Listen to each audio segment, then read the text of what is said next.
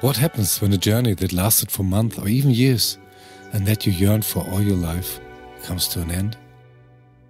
When you had reached the last harbor, will you go back to your old life and live happy ever after? Or did you eventually get addicted to the endless freedom and independence and can't wait to untie the lines again?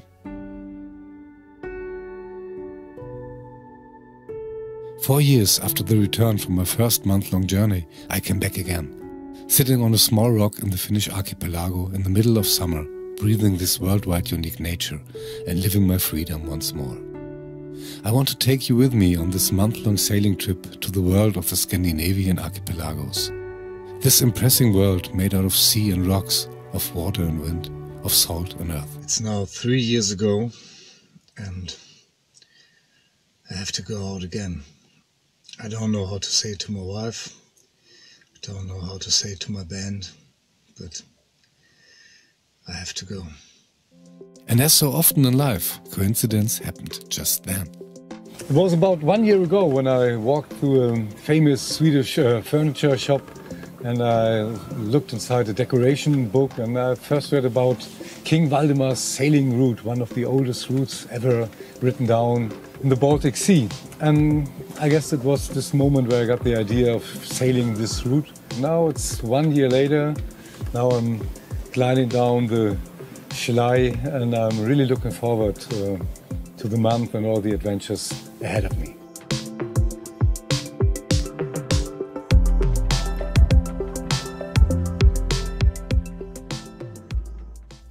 And as usual for the Vikings and all old seafarer nations, we are waiting for the right wind. We're here in Schleimünde, the last German ground under my feet before we're going on the long tour to Sweden. And hopefully the wind will change during the night to south. Well, now it's time to say goodbye from my home for a few months. For the long trip to southern Sweden, Lars embarks the ship. Until I'm not 100% confident with the boat, I get a better feeling this way. We make us comfortable on board and wait for a nightly wind shift. The wind is forecasted to shift from southeast to southwest overnight. We want to start at midnight, sailing this long leg to south of Langeland. There we enter the Great Belt, where we must cross 2 lanes for the professional shipping. North of Lolland we want to enter the Småland waters for a stopover at Stoppekøbing. Early morning, passing the Grön Sound and sailing another long leg of about 50 miles directly to Ystad. Hey, cool, there are the white cliffs of Mön. I remember walking with my parents and now sailing by with my own sailboat is a great feeling. The emotions at the beginning of such a long journey are overwhelming. Absolutely everybody should make this experience once. After leaving Schleimünde, we sailed in just 2 days to Ystad in Sweden, where I just took a shower. We had wonderful sailing conditions, always winds from the back, warm and sunny. Lars left me today to go back to Hamburg. Now I'm a single-handed sailor finally, and I think I have to get used to it a little bit. After leaving Schleimünde, my autopilot failed and it was not the device. Luckily, it was just power consumption. Something failed in the power line from the panel to the autopilot. So I just took a cable directly and we did not have to steer all the time. We had some more small defects shortly after leaving port, and without Lars on board, I might have turned around directly near Schleimünde that night. But now everything is fixed and I can continue my voyage under sails.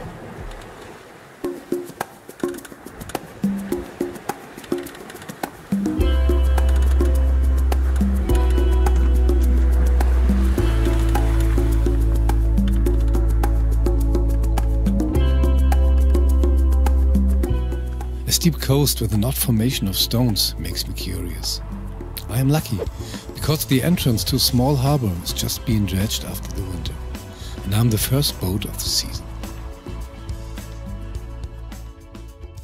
I made a stop here in Archipelago because here's the biggest ever found stone ship in Sweden. It is made of 59 rocks, each weighing tons, and was built between 500 and 800 after Christ. During the Viking Age, death was obviously regarded as a departure to new shores. So, strikingly often, the ship-shaped stone settings had been built. Thousands of these so far discovered graves are witnessing the importance of the ships and life and death of a Viking seafarer. Due to bad weather conditions, I'm stuck for 2 days in Archipelago. Because when you spot surfers outside of the harbor walls, you should take it as a serious warning signal. Actually, I like such a break in the early stage of a journey, because it offers you some time to relax from the exhausting phases of planning and preparation, and to get keen on the exciting month at sea. I have once more untied the lines to land and life, to experience the endless freedom of single-handed sailing again. Ich bin so glücklich wie ein Kind, dass ich abgehauen bin. It begins with a long passage, crossing the bight of Hanö to Utlengan, the starting point of the itinerary, starting with rain, 1 meter waves and no wind. followed by increasing broad-reaching winds, and later with lots of sun and great sailing conditions. While I'm hanging here on one of my favorite places on board, I'm thinking about the motivation of the Vikings to raid other folks. They got the boats, they got the navigational knowledge, they got the fighting power. And I think one can ask why the first one sailed away, but after his return with goals and, let's say, beautiful woman from France, everybody in the age of 18, 19, 20 or something, who got some friends, who knows how to sail a boat, wants to go as well. But following the coast of South Sweden from Falsterbo and heading east, like we do, one reaches Utlengan. This island is the outermost island of a whole archipelago world. And here is a good example of a surprisingly appearing underwater rock, if you are not carefully following the voyage. I chose Stenshamn as my first harbor on King Valdemar's sailing route. Enjoying my first contact to the world of the Swedish archipelagos, I'm also waiting for fair winds. On the horizon, one can see the well-known silhouette of Ullklippa.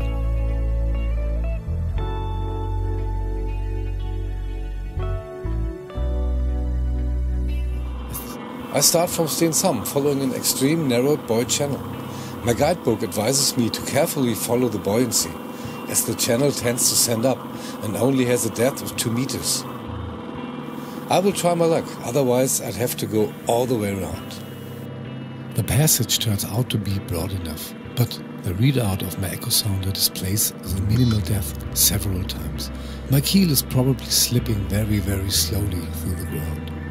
It shall not be that shallow again for the whole rest of the journey. Long sailing journeys are following the principle of making reliable short distances every day to reach even faraway destinations. From Utlengan till Kalmar, 10 Vexio. Yeah, as mentioned, I'm underway to Kalmar. I got a nice breeze from the back and with my parasail up, so I'm traveling with 5 to 6 knots. The distance mentioned in the old document, it's named as 10 Vexio. This Vexio is a very individual measurement, so it means how long can a group of people rowing do it until they need to be changed. I'm just a little bit sorry that I didn't choose red, white, Viking style for my parasail, but I thought of it too late. A beam, you can see Bergvara. A harbor and trading place known since the Viking Age. There's nothing left to look at today, but the ghosts of the past still seem to sense my passing. With only a few miles left of Kalmar, the wind suddenly shifts around 100 degrees, with gusts up to 7 before. I have some difficulties in getting my parasail down, and it takes many hours of tacking to reach Kalmar in the darkness. But I'm taking this as a challenge by the Viking gods of the seas, Njord and Ægir, to test my abilities to sail in the wakes of the Norsemen. And after this encounter, they leave me in peace all the way to Tallinn. Good morning from Kalmar, the second waypoint. Behind me you can see the Kalmar Sound, which caused me so much trouble yesterday. I let the northerly wind weaken, and 2 days later, in the early hours of the day, I'm on my way again. I want to leave the Kalmar Sound with its unpredictable wind acceleration zones as fast as possible. But instead of wind, I get dense fog. I must be damned careful to not collide with one of the many navigation marks here. And even the big bridge to Åland could easily be missed in this grey in grey. But I almost feel the sun. She couldn't be that far away anymore. And on it goes with a good sailing wind to the next waypoint in the itinerary, the immaculate but uninteresting harbour Refsudden on the peninsula of Skernes.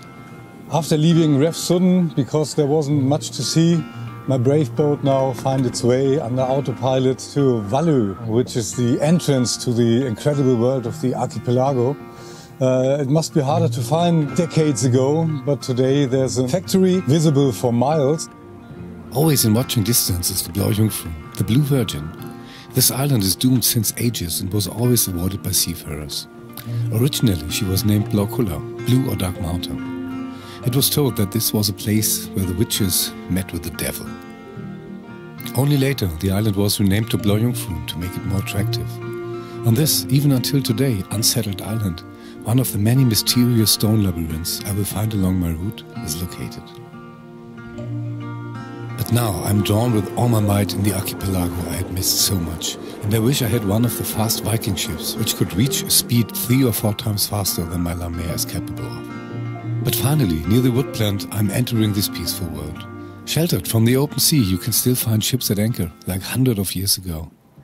I am gliding over smooth waters, and after some dreamlike hours, I moor off to a buoy in Paskalavik. I am releasing a big breath. And finally, I'm back in the landscape, which came to me in my dreams for the last 4 years. These images were the reason to grab the illustrated book at all, and were the beginning of my plans for this journey. Auf der Suche nach der Freiheit hab ich mich oft verirrt. Die Flucht in meine eigene kleine Welt hat sich deshalb so bewährt. Ich laufe dann am Horizont vorbei, ohne Druck und ohne Geld, in meine kleine Welt. And I'm already feeling the endless light of the summer evenings here in the north, and beginning to feel like a part of this unique nature. The next day sees me paddling, because the island of Rønø, mentioned in the itinerary, is directly opposite.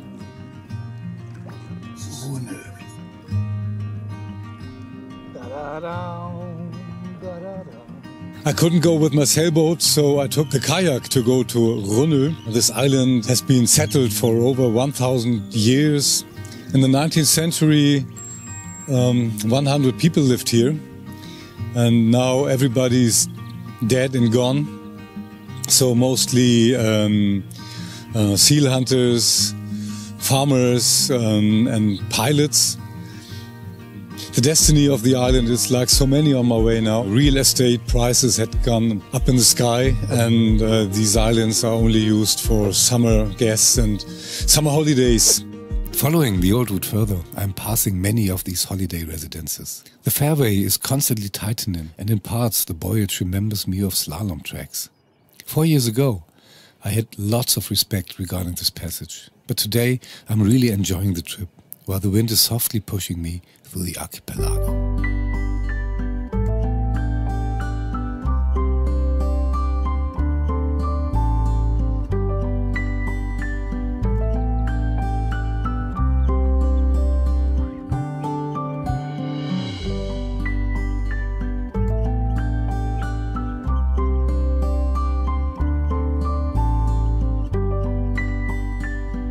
Yeah, without my experience in 2014 when I sailed here, it would have been not so easy, if possible at all, to do this because I needed all my concentration for the difficulties of the area. Now I feel secure, so I can spend some time filming, which is actually a lot of. I want to stay in the beautiful nature overnight and drop my anchor in the bight of Solberganesset. I have all I need in my mobile home on board of the ship. And it goes on the Viking route, passing the Bait of Fitjehammer. A dream of a passage with the sun shining, so sheltered in the archipelago.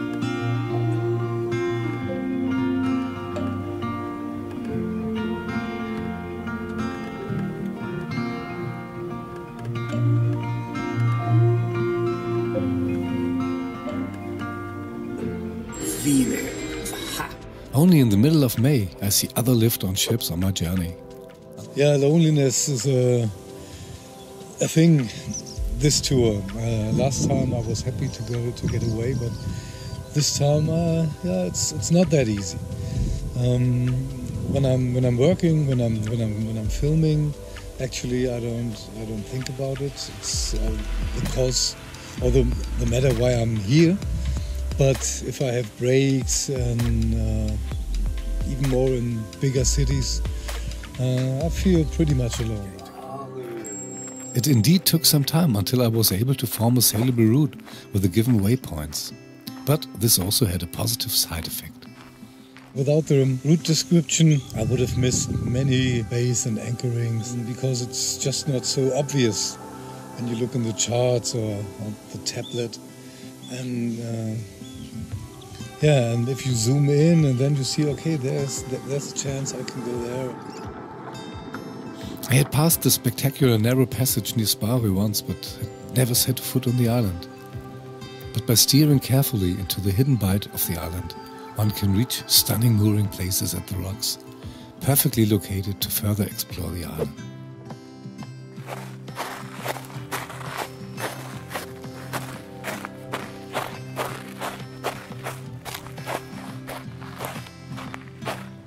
Hey, I'm here on the island of Sparö. I just jogged 20 minutes up here to this so-called beacon.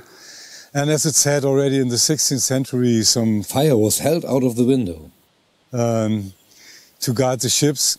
And you really have a great view all over the archipelago from here. Sparö lies in between the archipelagos of Misterholt and Tjust, a kingdom of about 10,000 islands. And this meshwork made of granite and underwater rocks, many ships had run aground. For me, the narrow passage near Sparö marks the true beginning of the world of the Swedish archipelagos, giving almost perfect shelter from here up to Stockholm.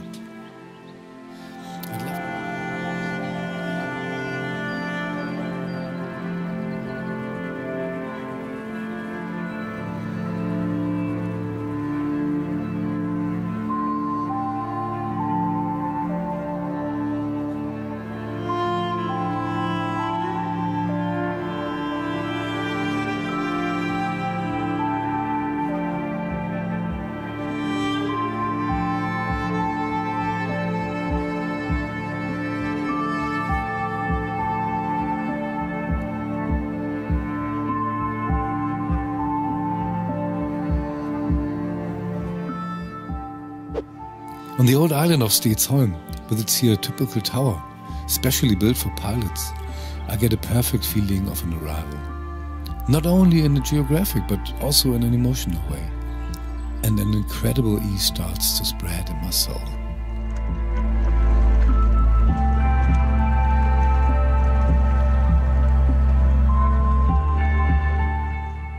The days are endless, and it is already too bright to see any stars at night.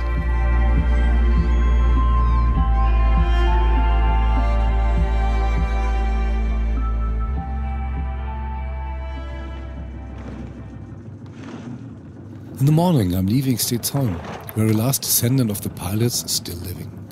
A nice breeze is promising wonderful archipelago sailing. And I made myself a good pilot by finding one of the most beautiful mooring places of my journey here in the Tjust archipelago. Tjust means violence in the Old Norse language, but seems to stand here for violently beautiful.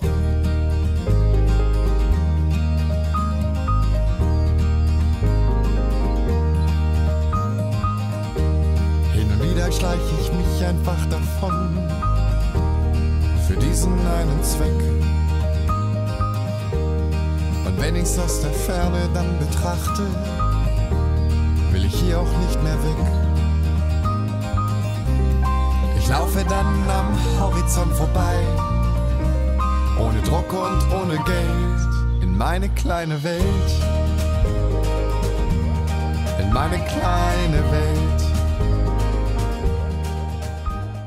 I'm just making my daily route planning here, and I just realized how far I've come already. So I started in Utlangan all the way up, and now I'm here. And in my efforts to follow King Valdemar's sailing route as close as possible, I'm always looking for suitable harbors or anchor baits, because not all places mentioned are good for my boat. And so I came here. I had a wonderful evening at the fireplace. It was really, really great here. All alone, just me and Mother Nature. And next point will be Torö, where 8 months before I started dreaming of this trip. It was not easy to get here. My car is parked 7 kilometers away. I went 5 kilometers by bike and then walked the rest. So you can see how much of a privilege it is to be sailing.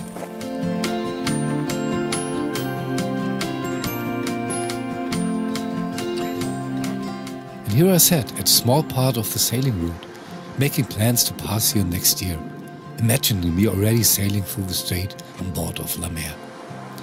But I was also full of doubts, because ideally nobody near you will really be happy seeing you leaving for a few months.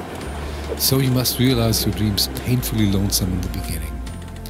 But when you come back from your journey, everybody advises and compliments you for your courage. And, also very proud of me now, I'm tacking through the narrow strait near Torö some month later. Always good when a plan works out.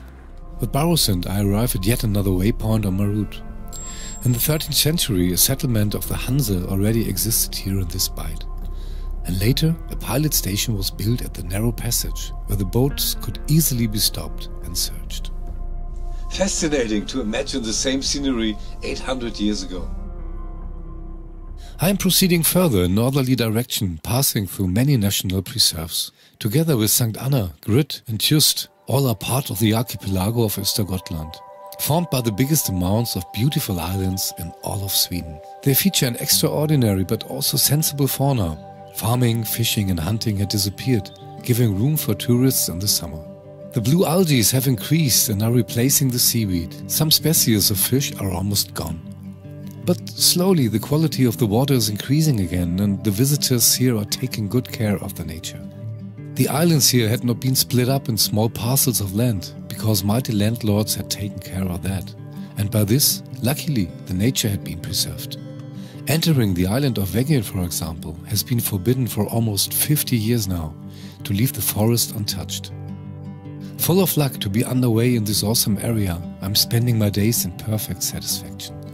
And, by the way, it is only middle of May. Vigor.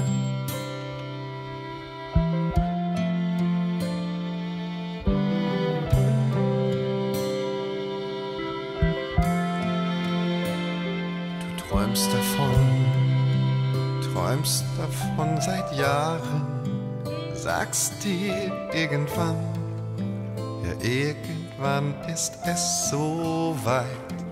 Und doch bist du noch niemals losgefahren. Kinder, Haus und Geld stahlen deine ganze Zeit. Doch jeden Tag bist du lauter tickt. Du musst raus, sonst wirst du hier verwöhnt. Lass los, nimm dir endlich Zeit für dich. Lass einfach los, denn dein Leben wartet nicht. 25 degrees, middle of May. It's so hot here on board. This is the only shadowy place. And as I'm always saying, everything over 2 knots has to be sailed. I'm not so sure about still making 2 knots. Oh, so soon.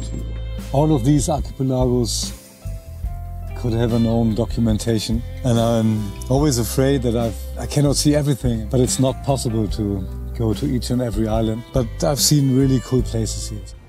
In the Aspirfjärden one can find the famous buoy of Kesaran, decorated with a crown. And even if it brings big shame on someone, this crown disappears from time to time. I'm waiting for a shift and a decreasing force of the wind overnight, which is typical for the archipelago. And that exactly happens, and I start a wonderful passage by crossing the Viking.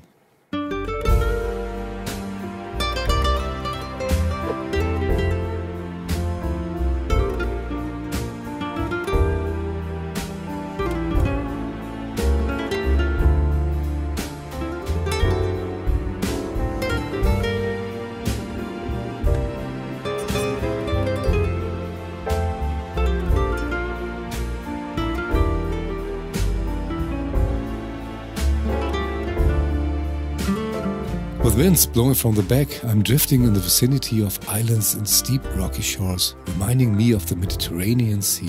In 2014, I even spotted a seal in this beautiful corner of the Baltic, because there are big sheltered areas for these animals. Winterklasen. It is still an awesome feeling to be underway on the traces of history. And, as written in the itinerary, after sailing 4 Växjö, I'm entering another archipelago. Yeah, one big topic on such a long journey are the supplies, mostly with food. And I just try to remember when I did my last big buyings. I guess it was in Karlskrona, so 14 days ago. And in between there are just small food stores, but off-season not only very expensive, but also the choices quite like East Germany during the 80s, so very limited. And this is why I'm here in Lidköping. It's a bit offside the route, but there's a big German discounter, and I will now go there and resupply for the next 14 days. But for the time being, I need to escape the hectically haste of the city. With all my tanks and supplies filled up, it is now me who is in need for some relaxing before starting the next big leg of my journey.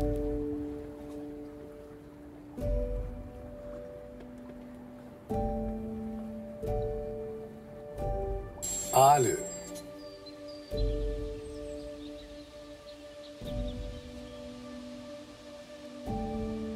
And relaxing comes easy on the island of Broken, surrounded by the wildest nature. The island absolutely wants to be explored, and I'm having my eyes everywhere.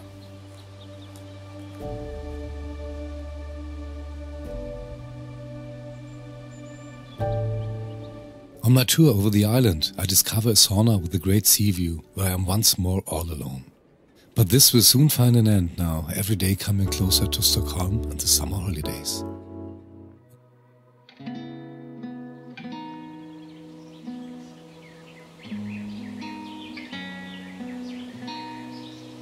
At home in Hamburg, it must be dark by now.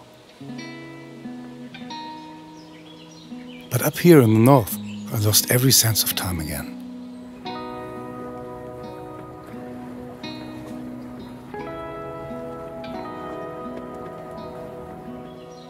When I wake up in the morning, the sun is already high in the skies. And when I disappear in my bunk at night, it is still bright as day. The scent of the onboard barbecue is blending with the aroma of the conifers on the sun-warmed skerries.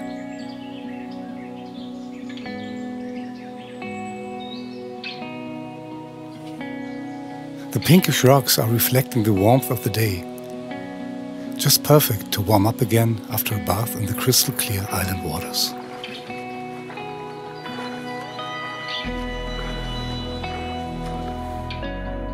The calm water has this unique Baltic smell and a very special shine. Sometimes I have to kick my own ass to understand what's really happening. So that it's such a unique experience to be here in the archipelago all alone with my boat. And you do it once or a few times in your life. So I got to enjoy every second of it.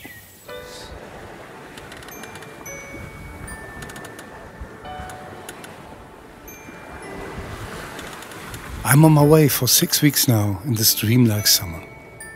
The waypoints of the itinerary are defining my daily course and routine. Island by island, nautical mile by nautical mile. I'm slowly sailing northeastward through the enchanting archipelagos between Köping and Lanzarote.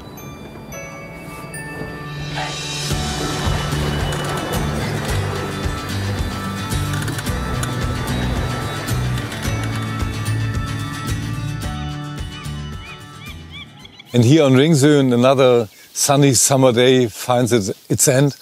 It's the second place from the old route. I made a stop at Steenduren. The small passage between the mainland and the island Krampö is known for centuries. Steenduren is accessible by car and hence the ideal spot to closely discover the archipelago world of Sweden. But an individual stopover lies a little more to the east, the island of Öja, with the well-known lighthouse of Lanzarote. Yeah, this piece of the route had a bit of my respect because it could be quite rough here around Lanzarote. 2014 I spent here a few days until I could make the passage. I stay here in a bait called Fifong, which should be very, very nice.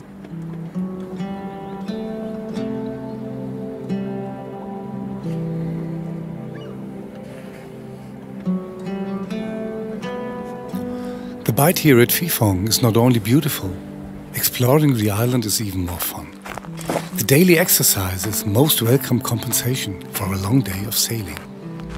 It's interesting that it's like a parallel or different kind of life. My usual life stays at home. I don't think too much about it. I'm just doing my thing here. Sailing every day to another place and see what I get from my lens. Yeah, but it's a funny feeling, like yeah, like the other life just doesn't exist for the moment.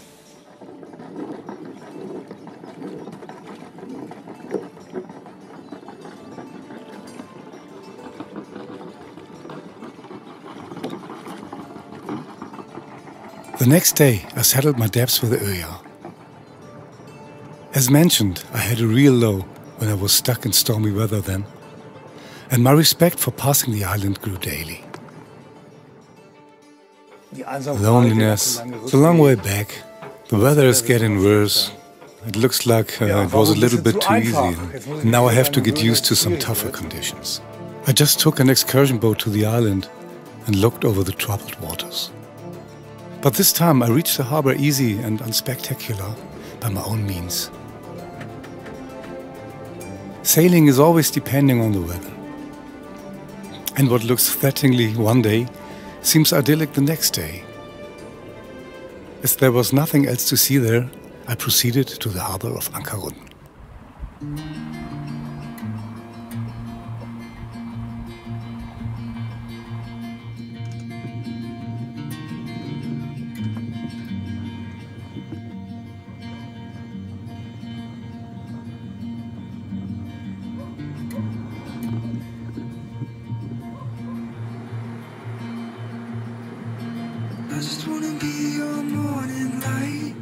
I experienced one of the meanwhile uncounted but still stunning sunrises on my journeys, and was glad about my, compared to the tremendous nature, small human life. The itinerary again names two alternatives for a safe passage of the stormy cape at Lanzarote. Ships following the inner route of the sea itinerary definitely had to cross a strait between Sverdsund and Ekholmen.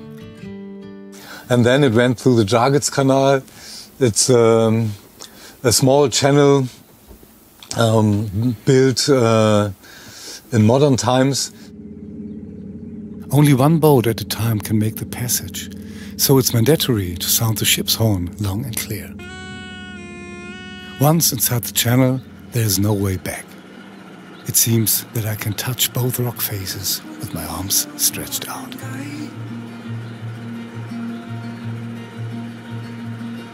And the sun come up with you by my side. I just wanna be your morning light.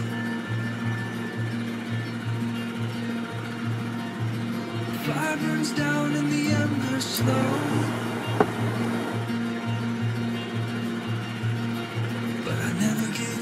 After the passage, I'm relaxing a bit on a small jetty, having just enough draught from a boat. When the fire burns down and the embers slow,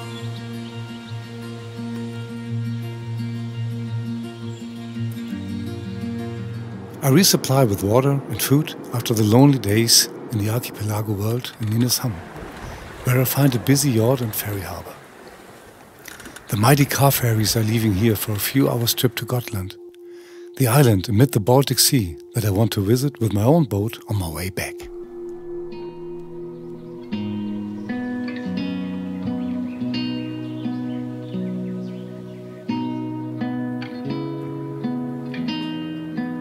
When leaving Nynäshamn, I'm already in the southern Stockholm archipelago. And after some more dreamlike archipelago sailing, I am passing Melsten nach Natterö.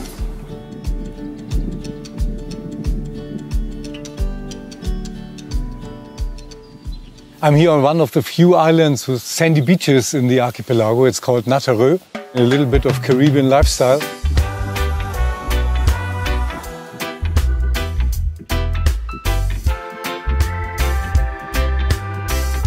I had never seen such a gorgeous sand beach up here and directly savor this South Sea atmosphere for some hours.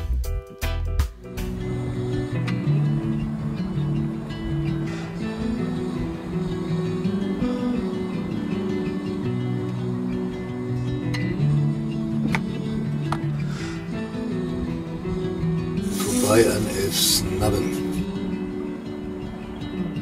This route needs some nerves again. It starts by winding narrowly through the islands and later through a tightly buoyed fairway with a little water under the keel. Too bad that even after the end of the fairway, the water will not get deeper, and I need to creep with minimal speed and always an expectation of touching the ground. 160. Nevertheless, often these passages are the most satisfying ones. Yeah, baby. In this good temper, I'm reaching Utö, which was populated first by the Vikings. Today, Utö is a very popular harbour in the archipelago, totally packed during the season, with 300,000 visitors a year.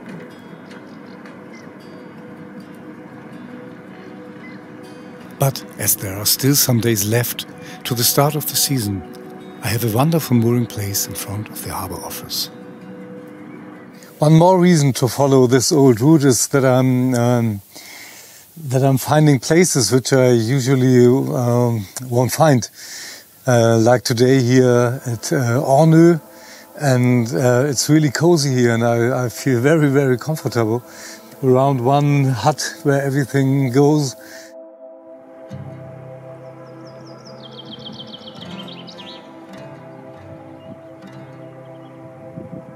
The wind picks up again, and I'm staying for 2 nights in this very sheltered bay.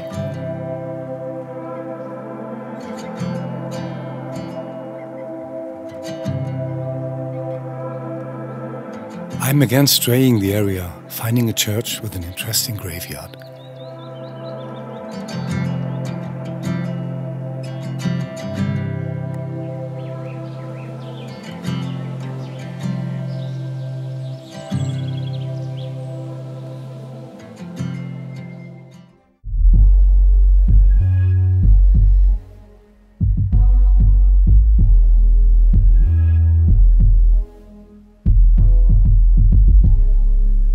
Next on my list for today is a little diving. I'm here on Jungfruskär and I'm diving for the so-called Kokmaren wreck, one of the oldest so-called cocks in Sweden. It was built around 1215 and sunk a few years after. The Swedes have a very relaxed attitude towards their archaeological finding spots. You can find these coordinates simply in the internet. I'm very curious if I will find anything here. Drop my anchor in the sheltered bight at Jungfruskär and row my dinghy to the named coordinates. Lo and behold, without a mark or barriers, you can see the skeleton of a shipwreck in 1.5 meters depth. Due to the land uplift, it would have been around 5 meters then. But now I imagine changing my La Mer to a small Viking cargo boat heading for Berka and the Lake Mälaren, and leaving the outer route of the itinerary.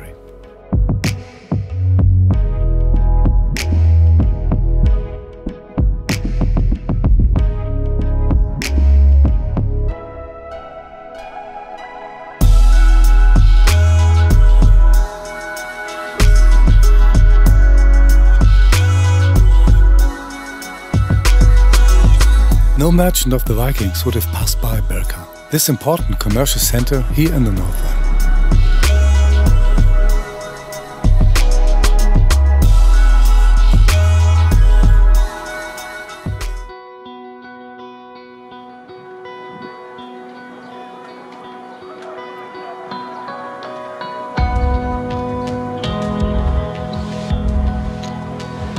After 3 days without electricity, refrigerator and a bunch of dirty clothes, I choose a harbor where I can fix all these problems. It's called Saltsjöbaden. It's very close to Stockholm, very crowded. Not exactly my kind of place, but I must say after all these lonely days in the archipelagos, it's not that bad. There is a shortcut from here to the center of Stockholm, also mentioned in the itinerary. Today this narrow but still navigable passage is called Baggenstiget and is framed by the villas of some very wealthy Stockholmians. An architect might feel better here than a skipper with only inches of water under the keel again, but still I really do enjoy this urban passage of my sailing trip.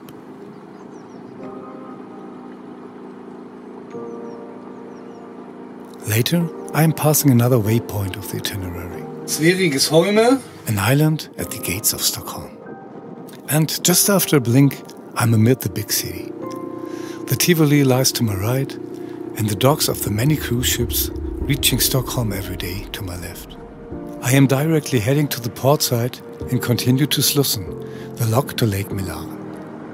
The sea chart for this area was accidentally left at home, so I had no VHF channel or even opening times for Slussen. But all worked out well, and only an hour later I set my course to Björkö, the former Viking trading place Berka. Björkö lies so deep inside the land that the passage, with a little wind and the increasing motorboat traffic of the weekend, becomes endless and tenacious. In the Viking Age, this lake was still an open bight of the Baltic Sea.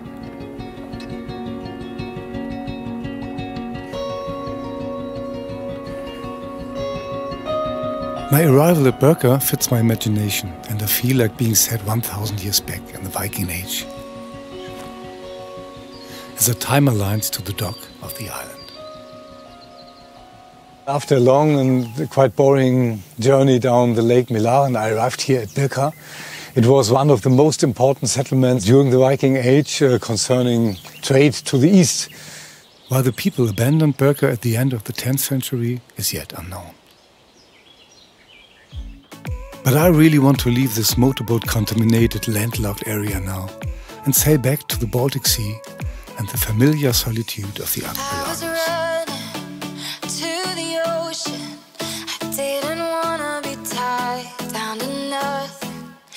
Since I met you, I didn't know it, that underneath it all you started something.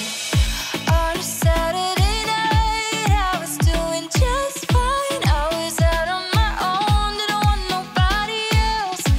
Then I opened my eyes and I put down my pride. I was holding you closer.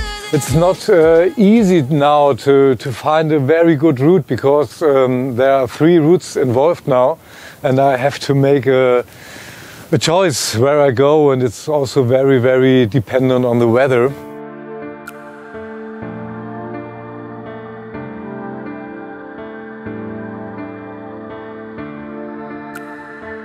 It is partially bizarre to share the tight fairways through the skerries with the mighty cruise ships, which appear oddly out of place here.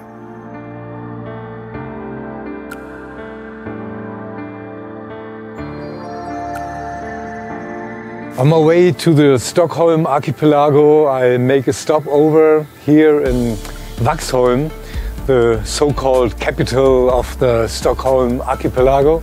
And I must say it's very nice here. It's restaurants and coffees and a little bit of Mediterranean lifestyle.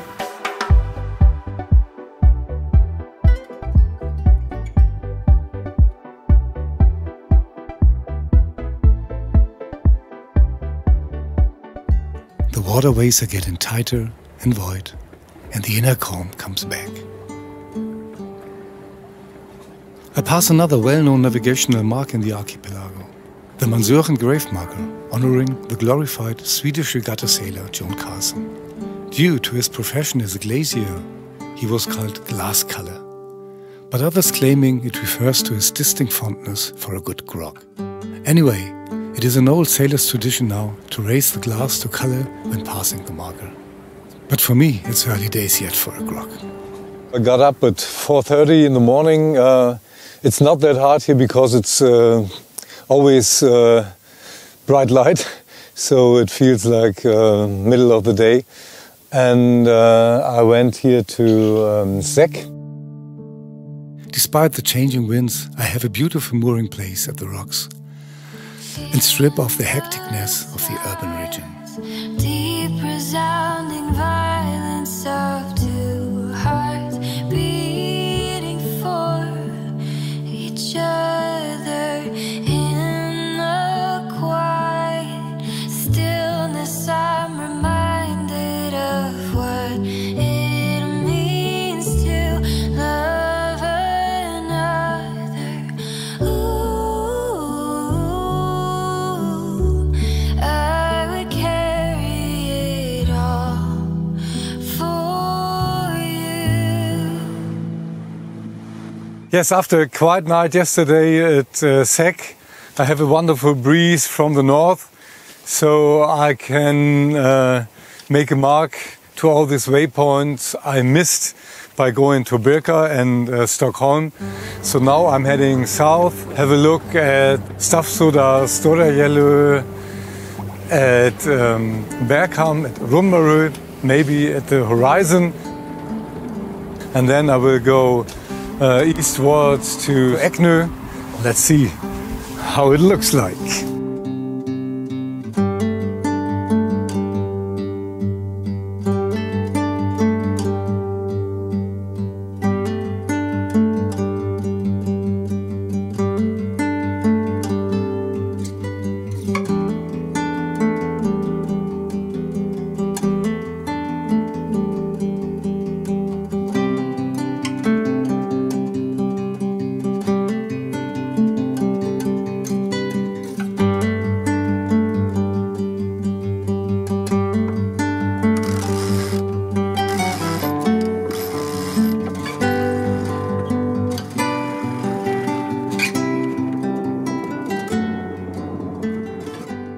The waypoints here are so close together that it's just a question of a few miles to make a check mark.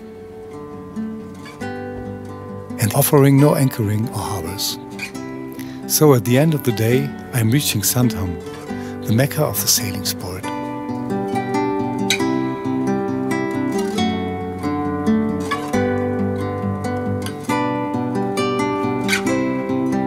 I'm not choosing the big regatta harbor in the city, but instead the more hidden and smaller harbor of the Royal Swedish Sailing Club on the island of Lökholmen, featuring an old fortification.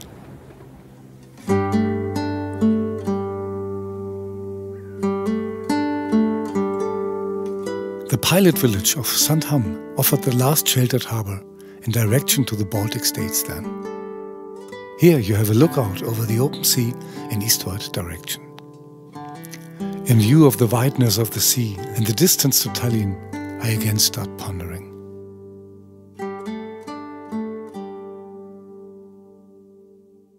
I'm a bit afraid going back alone with a boat. Estonia, Gotland, Åland, and then back to Germany. It sounds sounds easy, but with this old boat, I mean, I'm old as well. We all got our scratches and still holding together. So I hope we will manage it. La mer, huh? Come on. On the island of Möja, I discover a jetty at Ramsmora where I can moor nicely. The island offers several harbours, but this one has the most archipelago atmosphere.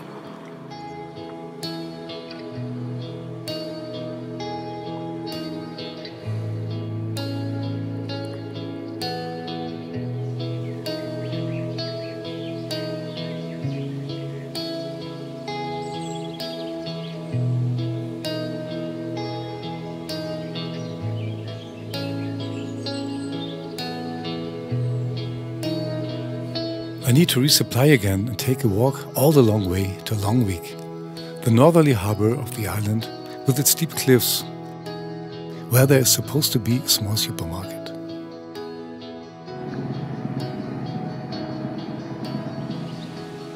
The way goes right through the nature and offers everything that I love so much about Sweden.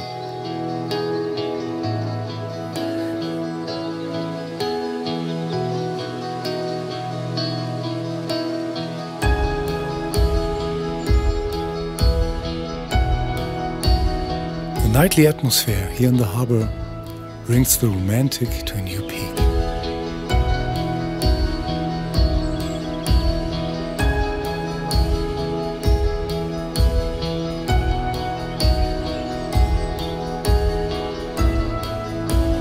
Right after the horizon are the Åland Islands, and my harbour to get there is Archipelago, which is only 22 miles away. So I guess these are the last days in Sweden.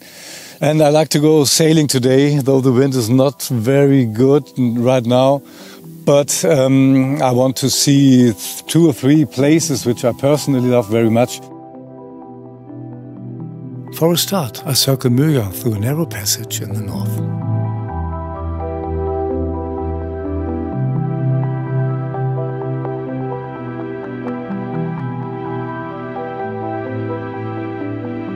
My first destination, aside of the route description, is the Paradisviken, with its already paradisiacal approach.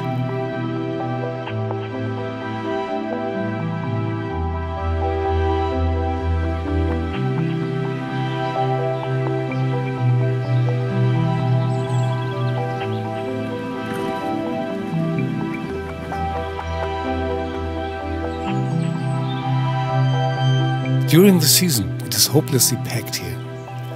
But once again, I find a wonderful and lonesome anchoring at the rocks. Sorry.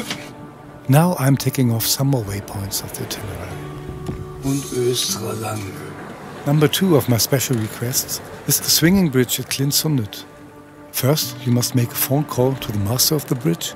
Yes, I want to pass the Klintsundet bridge in like 15 to 20 minutes. Would that be possible? Who 15 minutes later operates the bridge with muscular strength. Hey, thank you. It is very shallow here, but slowly and with great care, I pass the access channel to proceed to my next special request, Kirkågardsön, an island fortified with huge amounts of concrete.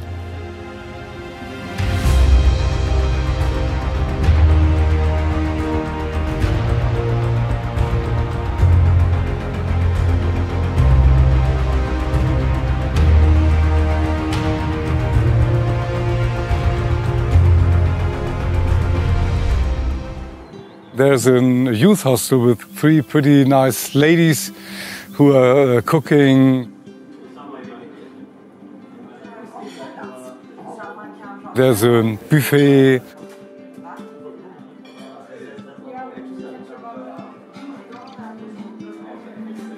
For a lonesome sailor like me, it's a little bit like being home. So I like it here very, very much.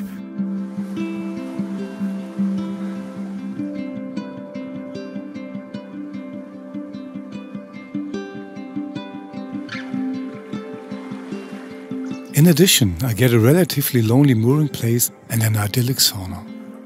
And so my stay is once more longer than planned. But the brilliant weather conditions had put me way ahead of my schedule, so I can afford it easily and relaxed. In the winter, I was full of sorrows if I could manage this, if I would really get even here. with this boat because you see all these problems, all these things that needs to be fixed. I only had to strengthen the stern due to the additional outboard engine, made an improvised repair for the broken stop cable of the diesel and had to replace a pump. That was it. The gods had taken good care of me so far. I'm on the last 10 miles in Sweden in direction Arholma. You can taste and feel the open sea, so I changed my clothes again to more open water style, back from the archipelago bathing style. The shores are covered with houses and nice moorings are nowhere to be seen. So I'm just ticking off the last waypoints, as you don't need them here for navigation. And then the archipelago strolling of the last weeks comes to an end. We are close to midsummer, and I'm already out and about for 10 weeks. Yeah, funny how this view got normal for me. 1 year ago I got up at 4 in the morning in Hamburg, took a ferry to Sweden and then drove 800 kilometers just to have this kind of view, and now it's daily business, but I can't cheer it every day. Yeah, funny, I know in a few months I will miss it very much. For my crossing to the Åland Islands, pretty much wind is forecasted, but luckily out of the right direction. It will become choppy, but no real challenge. Anyway, I thoroughly prepare my boat, and then, in the wee small hours, I start the passage to a different country.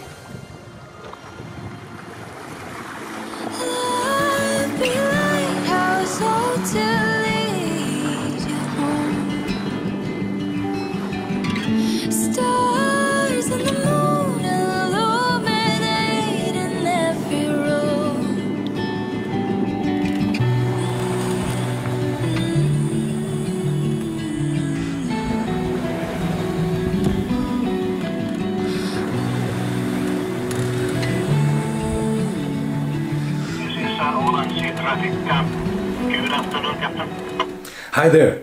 First of all, let me thank you so much for watching this far. It really means a lot to me to have you here. If you're enjoying this video and the adventures we're sharing, I have a small favor to ask. Creating content like this takes a lot of time, effort and resources, and your support can make a huge difference. If you'd like to help me keep making these high-quality sailing movies and bringing you along for the journey, I'd be so grateful for even the smallest contribution via PayPal. Every little bit helps, and it allows me to focus on what I love most, sharing these experiences with you. And I can promise you there's a lot more in the pipeline. You'll find the PayPal link in the description below. Thank you so much for your support and being part of the journey. And now, let's get back to the adventure.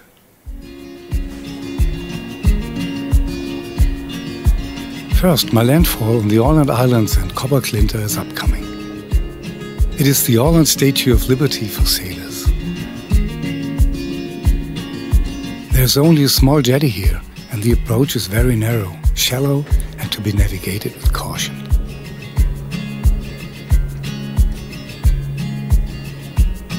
A few years ago, the large pyramid-shaped beacon was rebuilt true to the original. However, I could not clarify the meaning of the barrel as a top sign. Everywhere on Copperclinter one encounters sculptures. On the balcony of the old pilot's house, for example, there is a pilot with binoculars who, as in former times, looks far out over the open sea for ships.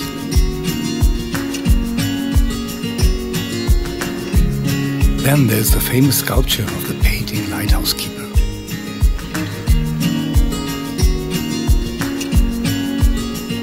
The operators of the small cafe have also distributed further sculptures of various birds all over the island.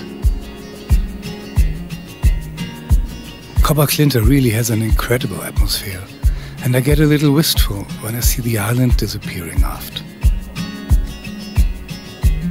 But that changes quickly when I reach my old dream destination on Stegscare.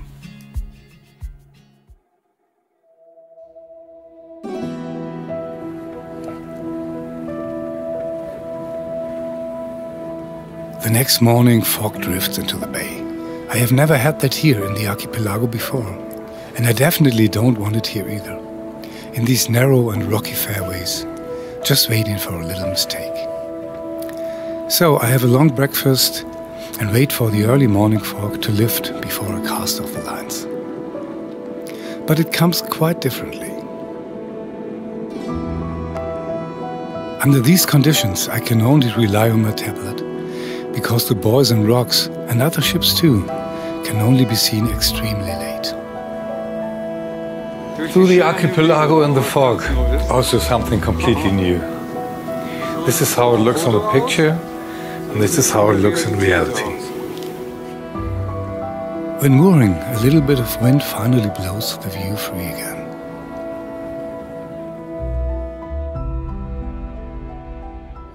The whole island is littered with the red stones, which were arranged by the countless visitors to towers or most different stone settings.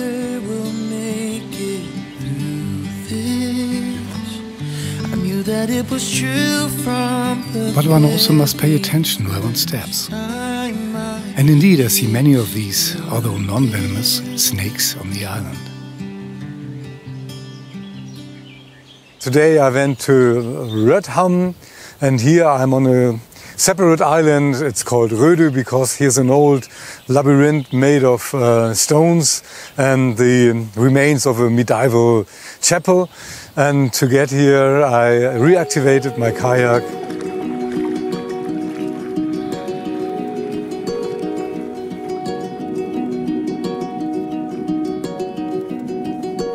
There was once a footbridge that connected the islands, but now this path is blocked.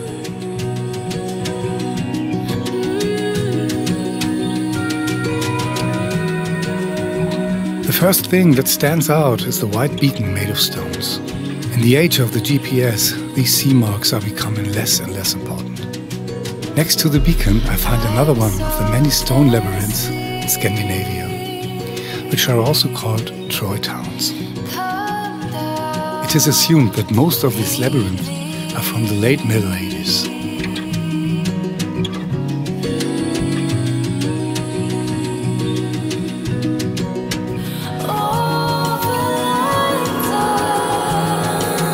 Still, you can hear the foghorns of the big ferries.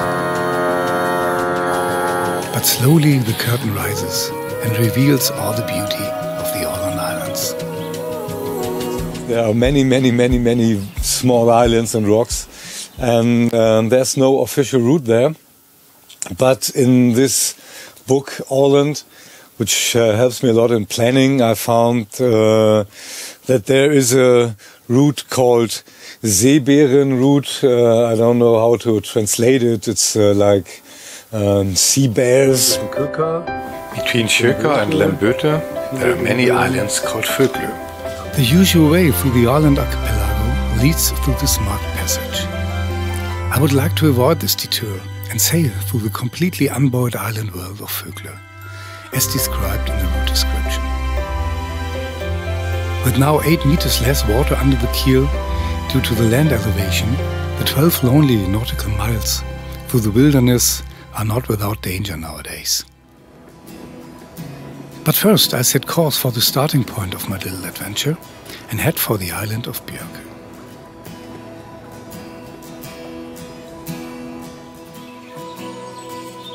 The island's all mine for the rest of the day.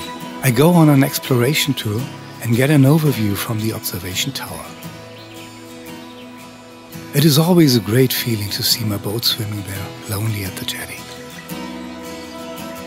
I want to set off with the first light, because that is when there is usually the least wind and swell, and I surely cannot use waves on my expedition through this shallow rock world.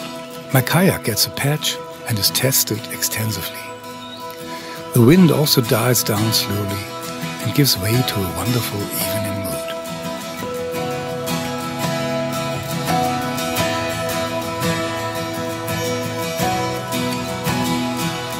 I really did spend the whole night now dreaming of my boat being crushed by the waves. And I need a strong coffee first to wake up. But after I have untied the lines, one of the most beautiful cruises of the whole journey begins. through the absolute desolation of the Åland South. You just gotta look back and remember what we're made of. I am happy about the calm morning sea and feel like a real explorer. Storms are raging, I will hold you close tonight, and I won't let go until the morning light. I'll stay by your side.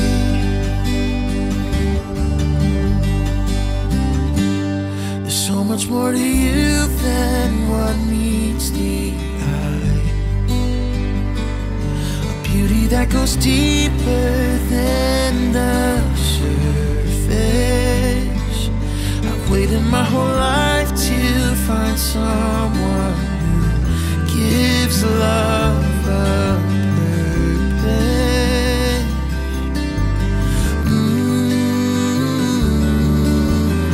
I'll stay by your side. When storms are raging, I will hold you close to Some passages require a careful navigation, but in the end, the meticulous planning proves its worth, and my kayak is not needed. Given this rock rising steeply underwater here, anchoring would be impossible anyway. I won't let go, I won't let go. I won't let go, I won't let go. I hope you know, I hope you know that I won't let go, I won't let go. I'll stay by your side. I will hold I've made it! tonight I found the South Passage. until the morning light. Yes, I made it. And it was much easier than I expected, and I was wondering why. And it is because all of the planning, and I made a route and I put it in Navionics based on all the information I got in advance, and I just follow the route, which is quite easy with Navionics, and yeah, it just fits perfect. The entry into my last harbor on the Åland Islands with the somewhat rugged buoys will then prove even more difficult than crossing my South Passage, which I discovered earlier. My motto to pay special attention shortly before arriving at the destination again proves to be true, and I moor safely in the harbor of Chicago.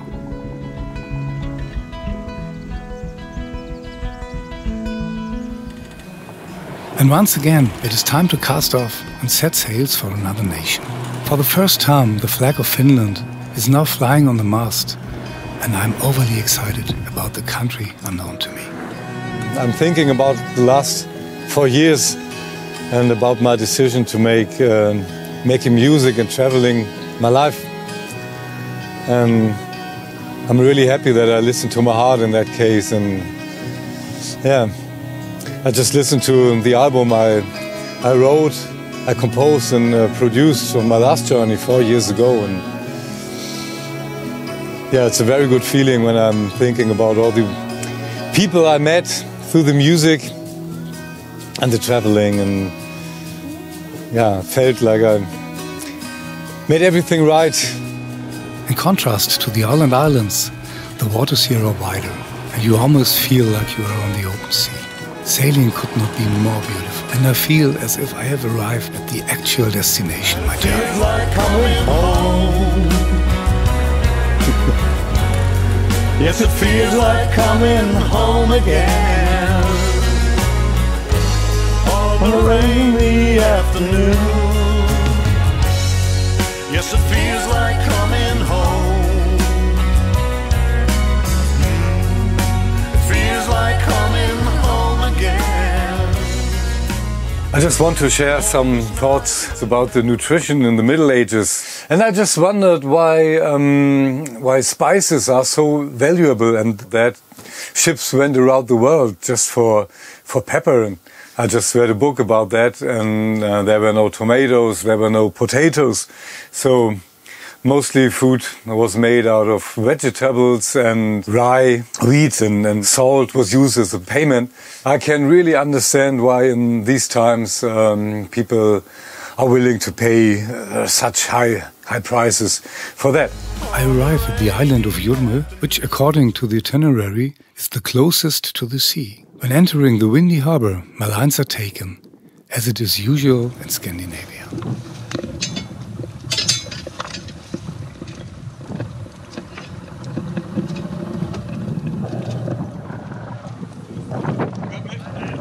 And I'm also happy about my, as a precaution, previously extended stern line. I'm here on my first Finnish waypoint on the island of Jurmø, and by approaching I didn't like it so much. It looked a bit boring, reminds me of Western Denmark. And after running around here for several hours, I really fell in love with this island, and I will show you why.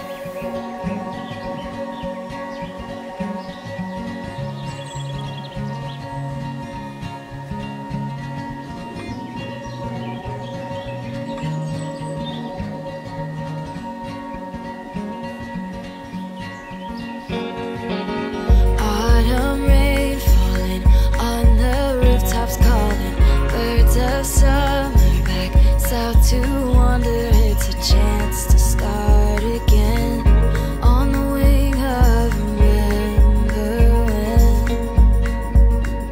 One building houses the port office, a supermarket, and a pub with a huge collection of international liquor bottles.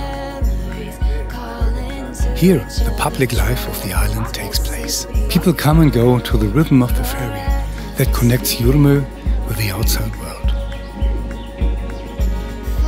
Everything has its time, there are no cars, and everyone is on foot. In the shop there are many products made of South American alpaca wool. Very unusual for Finland, I think. But I learned that a farmer here in Jurmø is breeding some alpacas. And since I want to have a closer look at the island and at the alpacas, I decided to go there, and like the rest of the islanders, I set off on foot. I immediately noticed that the landscape appears much rougher and has less and less in common with the summery Swedish archipelago.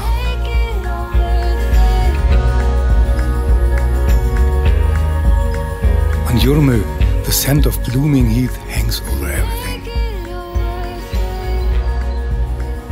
I cannot get enough of the lush nature. I then have a look at the patient alpacas and already begin to take Finland into my heart. Yeah, move it, baby. A love that should deepen with every day of the journey. I let the day come to an end and sail further east the next morning.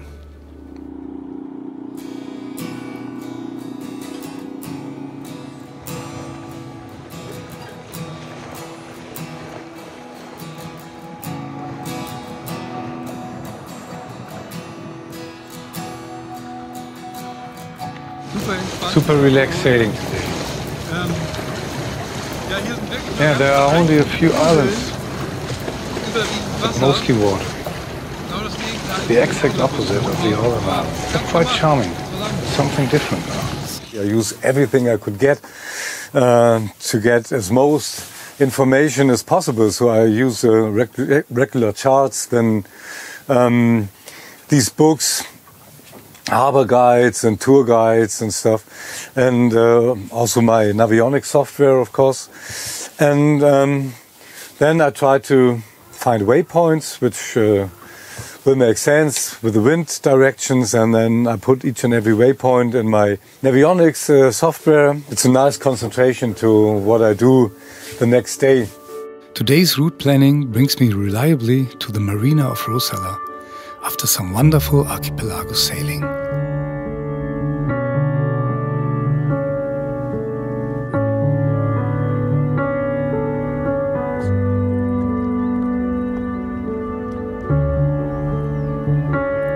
and I set off on foot to spend the night at a very special place. I'm here in Rosala at the Viking Center in Finland after a 1,000-mile journey from Haitabu over Birka. In the Öresund nearby, there were many founds of the Viking age. Rosala is not a museum in the classical sense, but an incredibly special world of experiences. The highlight for me will be the planned Viking banquet and the big festival hall in the evening.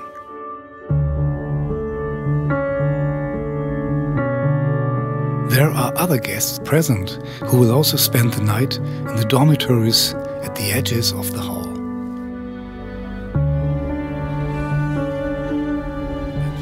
With wooden crockery and cutlery, I set out for a buffet of fish, meat and lots of vegetables. Everything is smoked or somehow tastes of smoke. In addition, they have a special beer here, which soon brings me to the sleeping places at the edges of the hall, just like the other guests.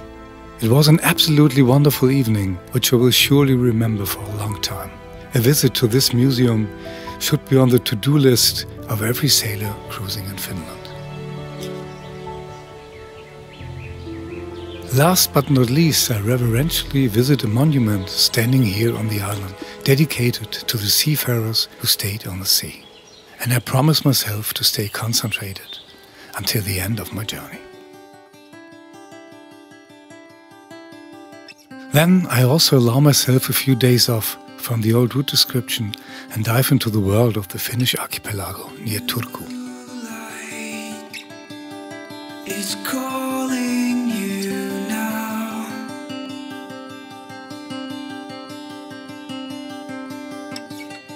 Wide-eyed, every color in bloom.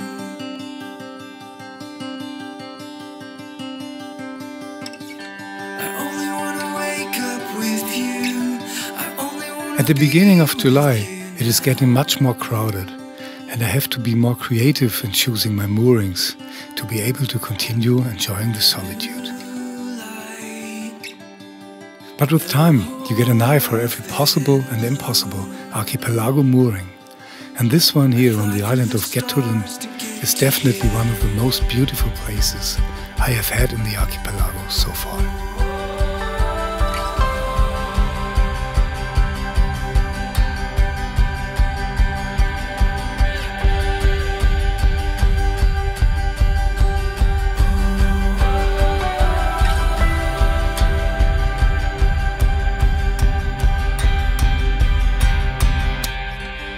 It is said that there are so many saunas in Finland that all Finns can go into a sauna at the same time. And this is probably true because there are between 2 and 3 million saunas here. I experience the often so tight-lipped Finns here as very communicative people who switch to English as soon as they hear where I come from. But when communication gets too much for me, my kayak is a valuable help to escape the hustle and bustle of the full jetties. And it helps me to find other spectacular places.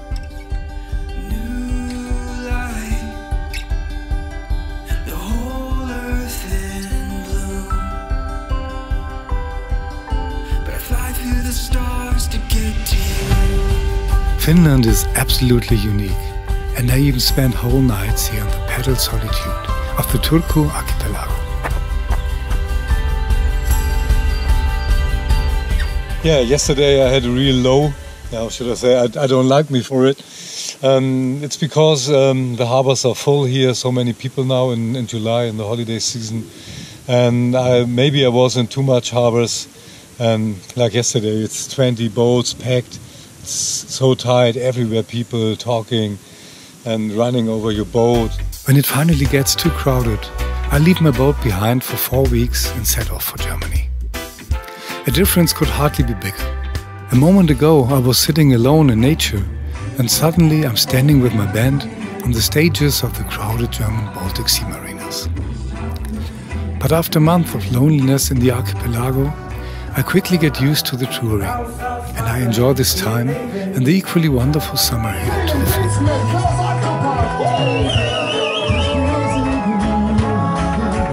Outside, am Fahrzeug und wir sagen Bastian, Igor!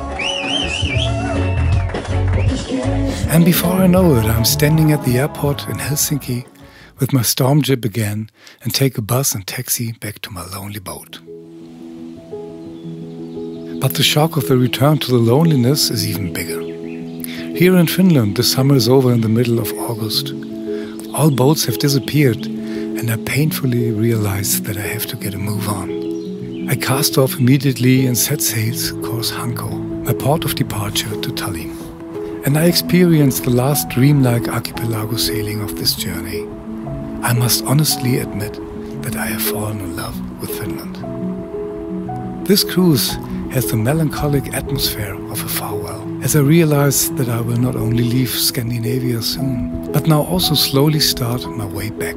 On one hand, against the main wind directions, west and southwest, and on the other hand, with a lot of distance over the open sea. Summer sailing will become autumn sailing.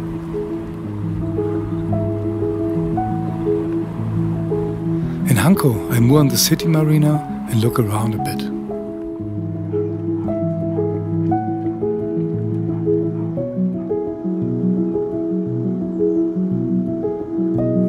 Von da nach Hanko. But I'm not quite with it anymore, because I'm already planning the crossing to Tallinn in the back of my mind. It's early in the morning with the rising sun. I'm leaving Hanko, heading for Tallinn in Estonia. And it's, I got a little respect, of course.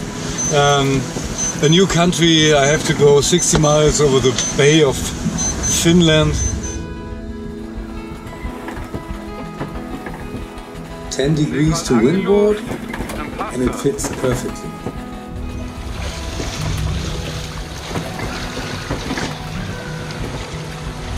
Wait, Finland is behind. Estonia, I'm coming.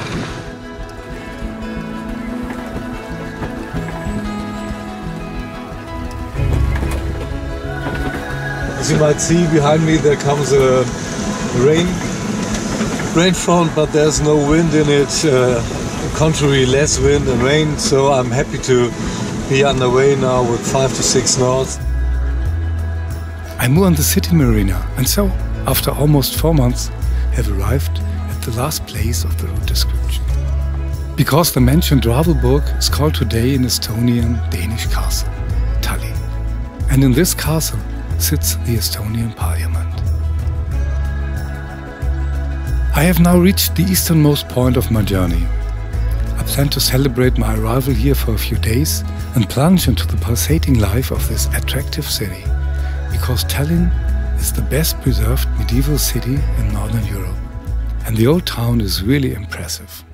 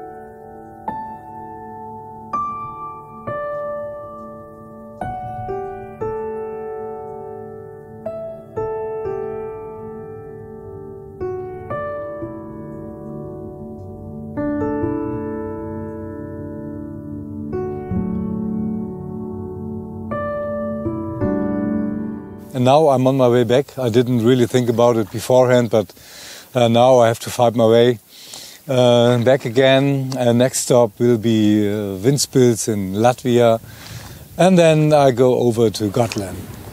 For me, it's now course west. From now on, with a few exceptions, I will have either lots of wind or rain or a combination of both and have to fight my way through the Estonian Moon Sound to the legendary island of Saaremaa, then called Ösel, that was feared throughout the Baltic Sea region for its large pirate fleet.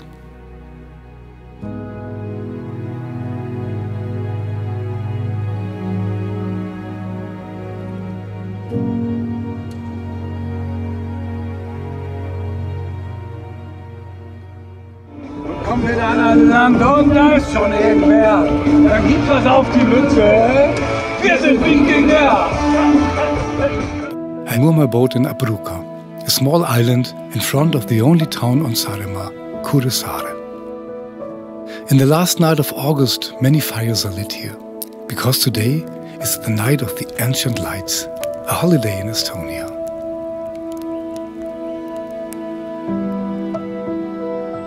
I leave the beautiful Estonia and sail to Ventspils in Latvia. From here, I have the shortest distance to Gotland, but at the same time, the longest of my journey with 89 nautical miles. Sailing yacht La Mer, I want to leave the harbor. Am I free to proceed? Yes, you have permission.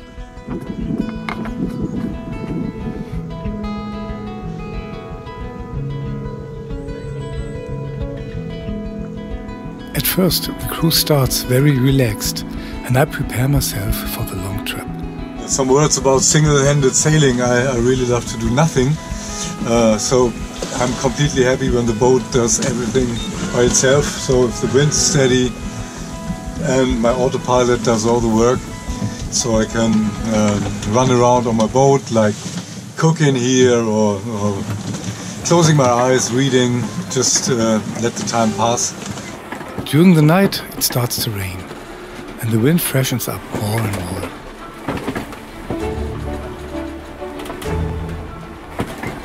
The waves get higher and higher, and I put a reef on the sails.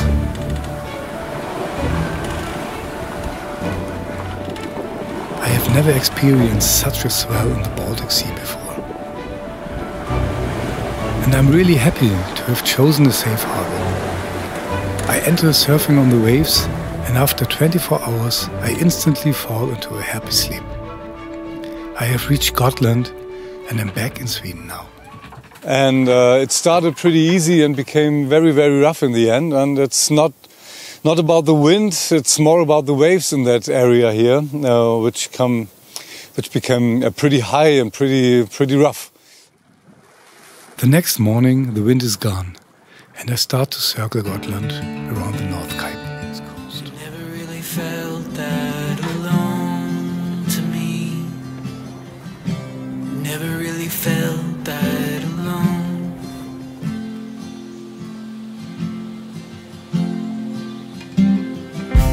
I got it. I got that feeling again. So I got out. I put my windows down.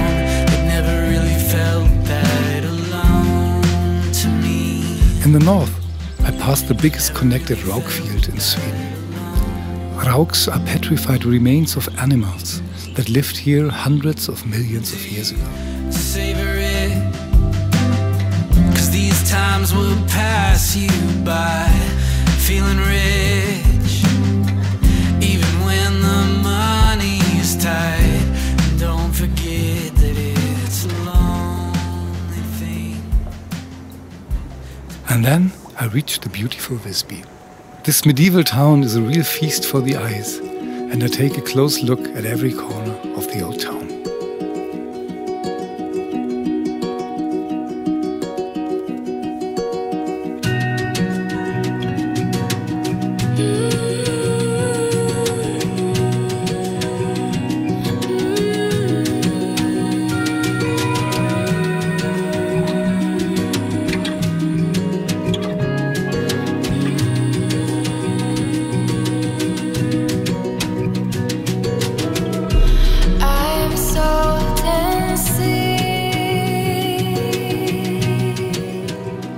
But now it's time to say goodbye to Gotland, and thus to my unique journey.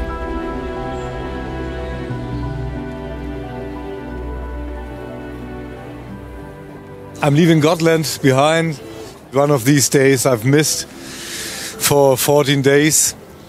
Got a nice breeze, around 4 before, apparently half wind, so I'm doing 5 knots. Tomorrow I will meet my old course and then the circle is finished. And then I'm going home, see my wife again, my friends again. I'm really looking forward for this.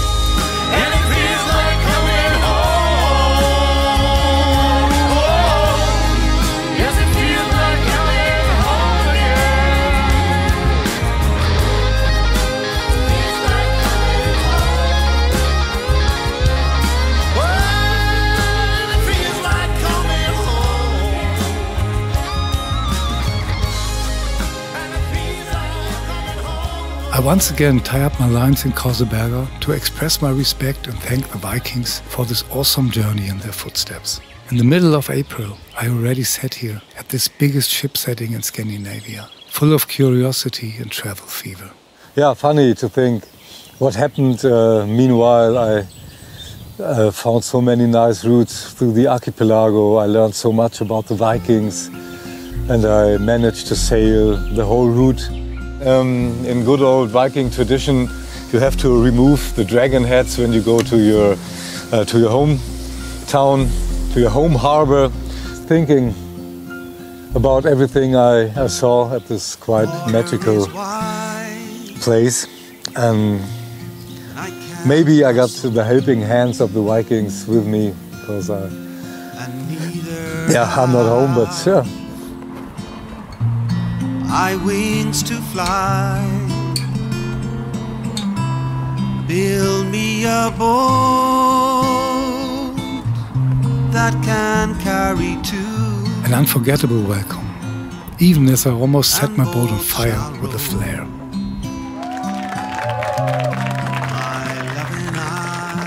But I survive even this last hurdle and make my boat fast at home, month after my departure.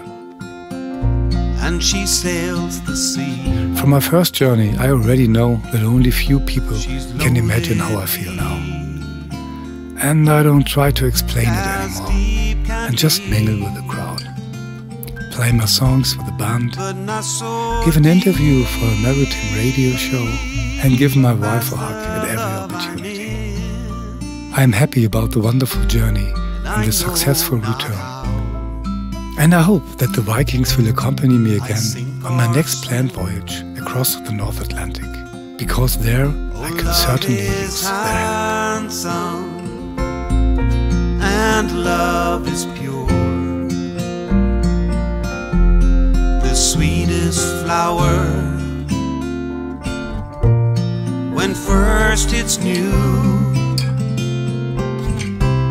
when seasons change, hope feels estranged. Those tears will dry like summer dew.